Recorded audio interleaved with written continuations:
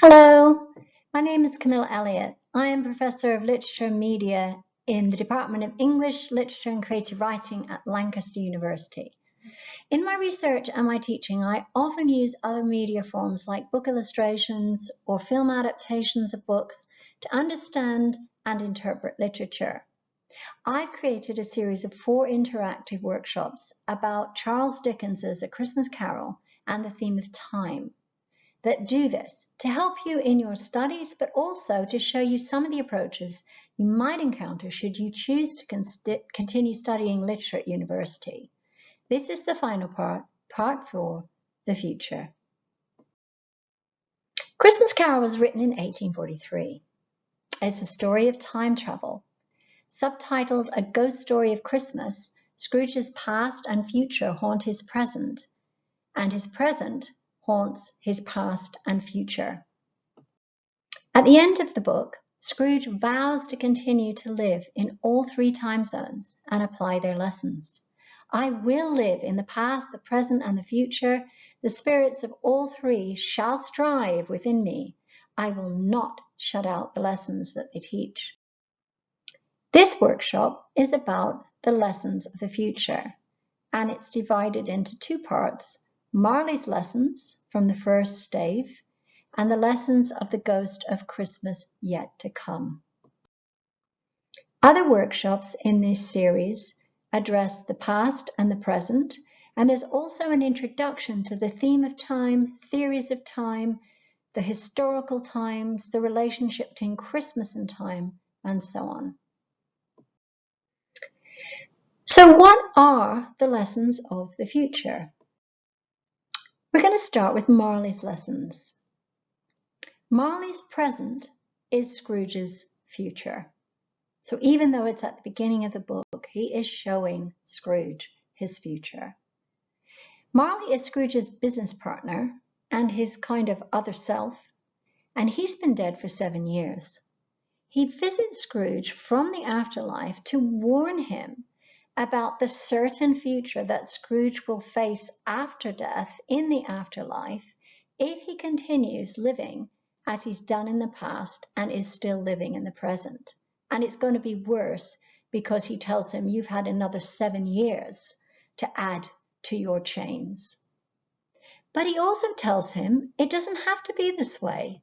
You have yet a chance and hope of escaping my fate, says Marley.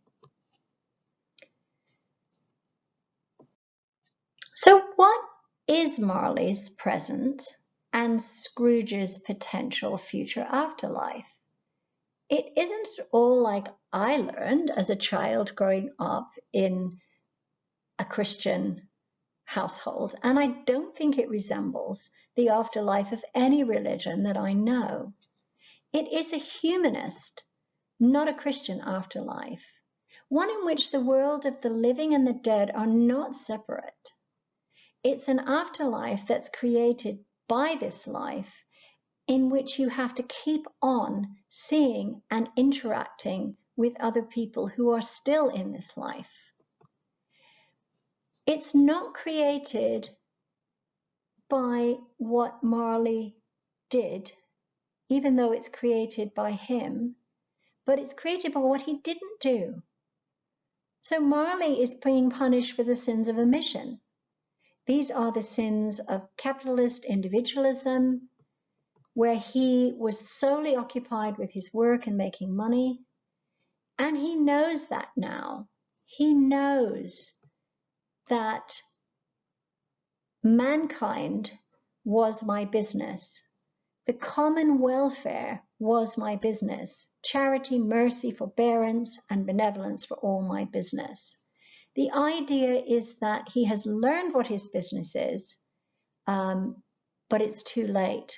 There's nothing he can do. He's going to be living this life forever. It reminds me of a book called Pincher Martin, where the afterlife is just a kind of ongoing of where you were just before you died.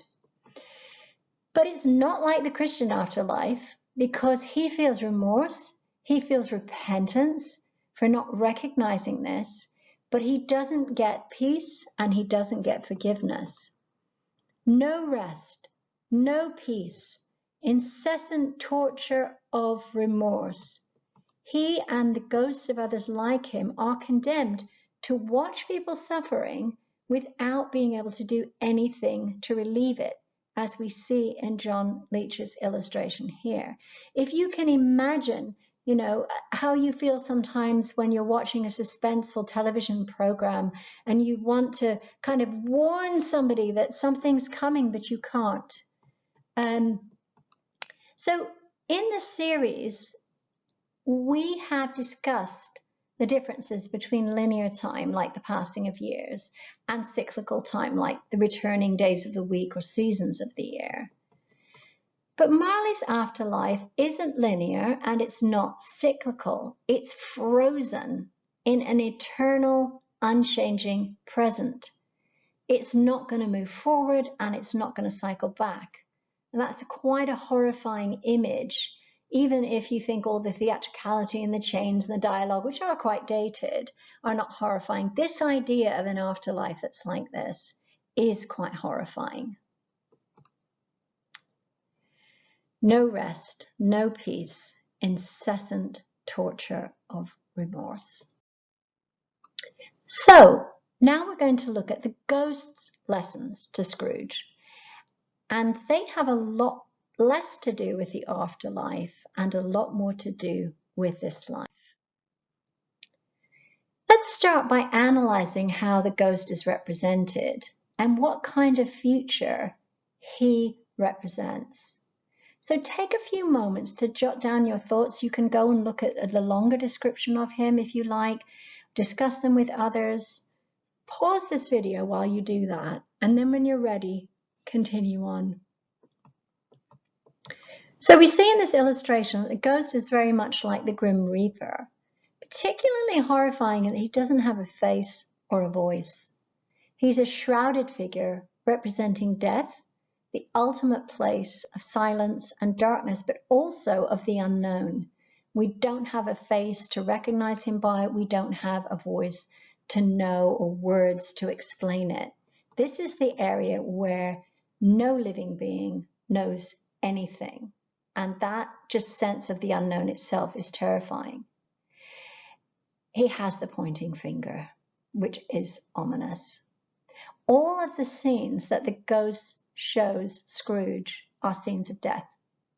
Most are scenes of reaction to Scrooge's own death, which is going to happen at some point in the future. And what he finds in these scenes is his own lacking, stunted, heartless emotions and his predatory treatment of others in the pursuit of money are all reflected in the responses of other people to his death. So they're just reflecting. Thackeray once said, the world gives back to you your own reflection. So if you find the world a hostile, awful place, now it may be on its own terms, but often, particularly if you're well cared for, that's a sign that that's how you feel and you are getting that back from people you're with. So no one cares Scrooge has died. His business associates just make jokes and don't know if they're even going to bother to go to the funeral. His charlady steals his clothes and his bedding. She even strips his body of his nice clothing for the funeral and puts him in cheaper clothes. And then his body is there. It lies all by itself without anyone mourning it. I kind of wonder where Fred is actually in this. I don't know, but he's not there. And then we see people, lovely people, but desperate people who owe him money, absolutely celebrating that he's dead and feeling bad about it, but just being so happy that they have a bit more time to pay before their debt gets passed on to someone else. Now, in previous workshops, we've seen Scrooge go through a variety of emotions: anger towards anyone who wants to celebrate Christmas or give to the poor, happiness and sadness, revisiting his childhood and his lost love, sympathy and concern for the Cratchits, laughing and having a whale of a time at his nephew Fred's Christmas party in the present. And yet, for all his rediscovering emotions, and for all psychoanalysis may say that's what you need to be healed, these emotions are not enough to change him. Sentiment's not enough. Love is not enough. Identification with others is not enough. Even his concern about Tiny Tim is not enough. In the workshop on the lessons of the past, we saw Scrooge is so deeply selfish that he can only care for others when he sees himself in them, some point of identification with them. In the same way, after all the past and the present, all the emotions, he's not changed yet. He's only going to change if he sees that not changing is going to be bad for him. He needs another emotion in order to want to change. He needs fear. Fear of his own death and the way in which that death will happen in order to want to change. Now, it may be difficult for us to understand why Scrooge is so afraid of his own death. After all, I mean, we're all afraid of death, yes. But that isn't so much. I mean, he is terrified, but that isn't all that bothers him. It bothers him that other people don't mourn when he dies. But he doesn't care about the death of others. He said, let them die and decrease the surplus population. So why is it important to him, and why is he terrified of seeing a future in which he dies alone and no one cares for him and no one mourns for him? I'd like you, if you have any ideas, just pause the video for a moment and write down what your thoughts might be on this, and then press play. Now, I used to find this question really perplexing. In some ways, I still do. But stories from the COVID-19 pandemic have brought home how terrible it is for people to die alone, away from their family and loved ones. We have stories about tragic situations in hospitals and other locations where the family was not allowed to be there at the end. But there's more to this. Scrooge's greatest fear is not death, but it's being alone. He was left alone at school as a boy. He was left alone by his fiancée. And finally, he was left alone by Marley. We can throw that in. So he's now doing his business on his own. But finally, seeing the nature of his relationships highlighted after death, what he realizes that all of his relationships were based on money, and that these money-based relationships, based on money where he's dependent as a boy on his father and can be left at school and brought home as his father decides, losing his fiancée over money, and so on, he starts to see his solitude and his aloneness, and that is accentuated in his fear of dying alone. Scrooge has been shown two futures, one by Marley of what his life would be like after death, and the other by the ghost, showing him how the living will respond to his death. He has the opportunity to change. The ghost of Christmas yet to come shows him a future entirely occupied with death. This is if nothing gets changed. The scenes of people responding to his death reveal the horrific underbelly of his life and his relationships with people in his life. They reflect who he is in their cynical, heartless, predatory, selfish, horrible, miserable, nightmarish responses to his death. His money offers nothing at the point of death, and this is a really important lesson. You know that phrase, you can't take it with you. It's absolutely brought home when his charlady steals not only the curtains and blankets from his deathbed, but as we've seen, the best clothes he was going to be buried in, and she takes them for money. That a woman is pillaging his dead and naked body is horrifically humiliating. But if you think about it, their relationship was based only on money. He ought to have had a wife, a daughter, family members there, but he doesn't. He only has an employee. He paid her to work for him, and she's determined, I'm going to get some money from his death. He probably owed her some money. All of his relationships based on money. And what happens there is they do not produce the sorrow and love that surround the death of Tiny Tim, which we also see in the future. We've seen people celebrating, laughing, and just not caring that he's died. But Scrooge does change, and there is an actual future that Dickens writes for him in the last stave. That's the last chapter of the book. It's the opposite of the vision shown to him by the ghost. We've got optimism where we had cynicism. We've got sentimentality and emotion where there was heartlessness. We've got charity where there was predatory relationship to people and money. We've got light, happy, merry, giddy. That's all words Scrooge used to describe how he feels. And he's now part of a collective, a relationship, particularly with the Cratchits and his family, but also with his son, his nephew Fred, and family. Now, Christianity sees the death of Christ as a means of the living being born again. Scrooge's encounter with his own death here, it's not Christ's death, creates a secular version of that rebirth. I don't know anything. I'm quite a baby. Never mind, I don't care, I'd rather be a baby. There's a sense that he's been born again as a baby here. I'm as light as a feather, I'm as happy as an angel, so there we have the kind of Christian other world. I'm as merry as a schoolboy, he's become a child again.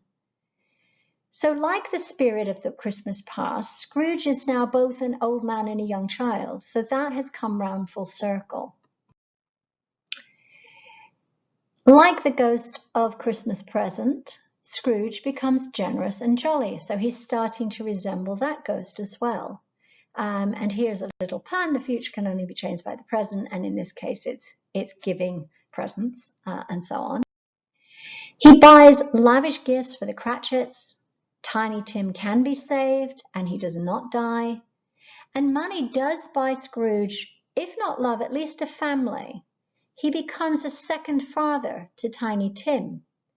He will not die alone, and the people around him at his death will stop that char lady from pillaging his deathbed and his dead body. Leach's final illustration shows Scrooge with his clerk, Bob Cratchit. Again, this is an opportunity for you to pause the video and to do some analysis. Okay, I wanted to ask you, why do you think this illustration is given the last pictorial word in the book? Why? So pause the video, think about it, jot down some notes, come back when you've got your ideas.